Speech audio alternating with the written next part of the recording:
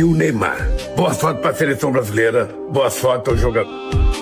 এখনই অবসর নয়, 2030 বিশ্বকাপের জন্য প্রস্তুত হও নেইমার। নেইমারের উদ্দেশ্যে এমনটাই বললেন ব্রাজিলের প্রধানমন্ত্রী লুলা দা সিলভা। এক ভিডিও বার্তায় নেইমারকে অবসর ভেঙে জাতীয় দলে ফেরার অনুরোধ করলেন তিনি। বিশ্বকাপ থেকে বিদায়, মাঠে অঝরে কান্নায় ভেঙে পড়লেন নেইমার জুনিয়র। আর এই কঠিন মুহূর্তে তার পাশে দাঁড়িয়েছেন ব্রাজিলের প্রধানমন্ত্রী লুলা দা সিলভা। ফুটবল বিশ্বের সব তারকা মহাতারকা থেকে শুরু করে ক্রীড়া অঙ্গনের বাইরেও অনেকেই নেইমারকে নিয়ে আবেগে ঝরে পড়েছেন। 2026 ফিফা বিশ্বকাপের শেষ 16তে নরওয়ের কাছে 2-1 গোলে হেরে টুর্নামেন্ট থেকে বিদায় নিয়েছে 5 বারের বিশ্ব চ্যাম্পিয়ন ব্রাজিল। শেষ বাঁশি বাজতেই মাঠে ভেঙে পড়ে নেইমার জুনিয়র। তার চোখের জল মুহূর্তেই ছড়িয়ে পড়ে সামাজিক যোগাযোগ মাধ্যমে এবং কোটি কোটি ফুটবল প্রেমীর হৃদয়ে ছুঁয়ে যায়। ম্যাচ শেষে নেইমার বলেন, আমি বারবার চেষ্টা করেছি। আমার যাত্রা শুরু হয়েছিল এই মেটলাইফ স্টেডিয়ামেই, আর এখানেই আমি শেষ করলাম।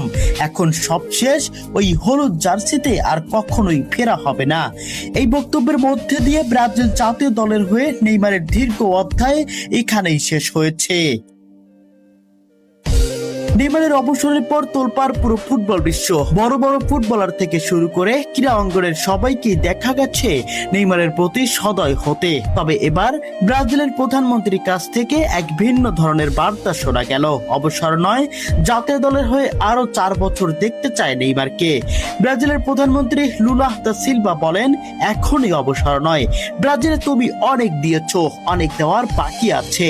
2030 বিশ্বকাপের জন্য প্রস্তুতি নাও, তোমাকে আমরা আরো একটি বিশ্বকাপে দেখতে চাই।